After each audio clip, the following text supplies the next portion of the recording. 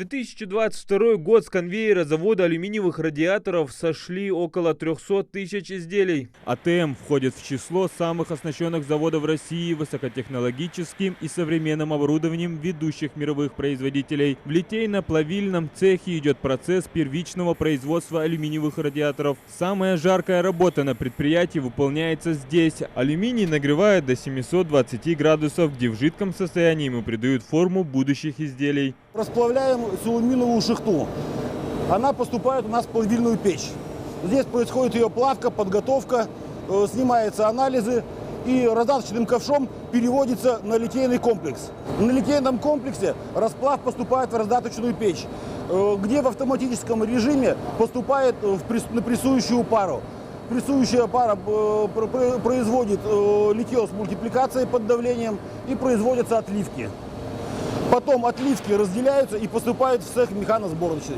Секции отправляют в следующий цех. Их здесь, кстати, несколько. Цех механобработки, сборки и испытаний, где части будущих радиаторов как следует обрабатывают на нескольких станках. Здесь они шлифуются, делаются резьбы. Люди работают совместно с роботами. Механическая часть компании заменяет порядка 25 человек. Например, автоматическая линия обработки, как тут ее еще называют, осьминог, разом может обработать до 6 секций. А название он свое получил из-за 6 щупалец. Они предназначены для засасывания алюминиевой стружки.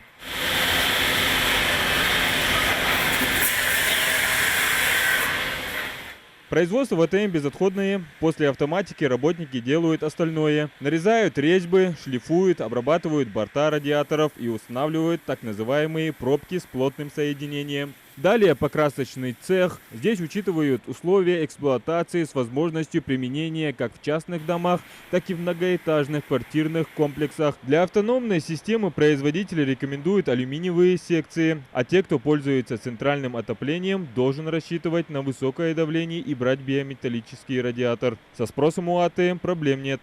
Мы на сегодняшний день поставляем продукции, по всей России поставляем, в Средней Азии, Закавказье поставляем, Беларуси поставляем, вот. Ставропольский край, скажем, Краснодарский, Дагестан тоже поставляем. И Ингушетию в основном тоже обеспечиваем нашими радиаторами, в основном монтируемые школы, больницы, детские дома и даже жилые дома тоже устанавливают наши радиаторы.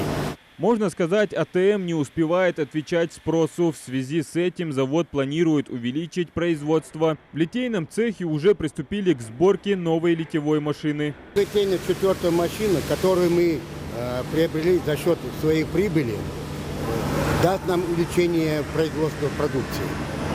У нас старые 3 литейные машины, комплексы, производительность составляет около 3 миллионов.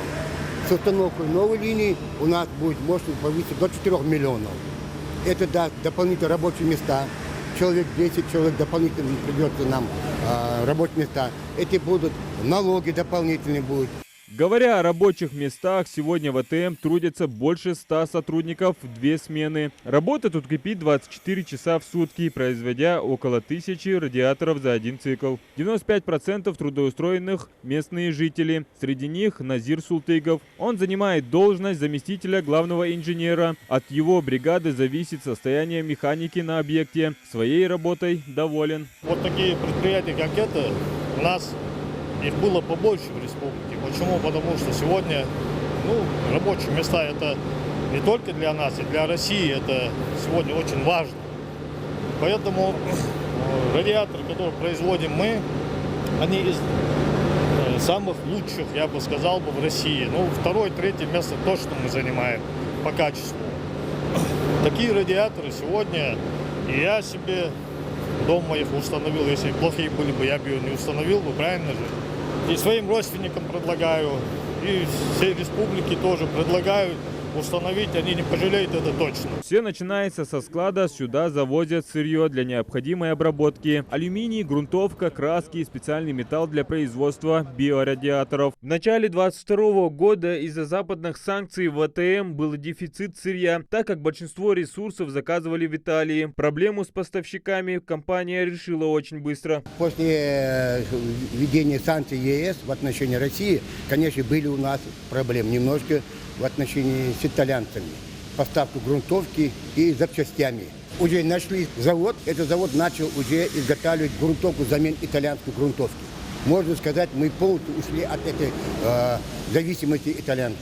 Функционирующий с 2017 года завод уже успел приобрести славу одного из главных поставщиков тепла в стране. Аналогов заводу по производству отопительных радиаторов нет на территории СКФО. Предприятие построено при поддержке Фонда развития промышленности.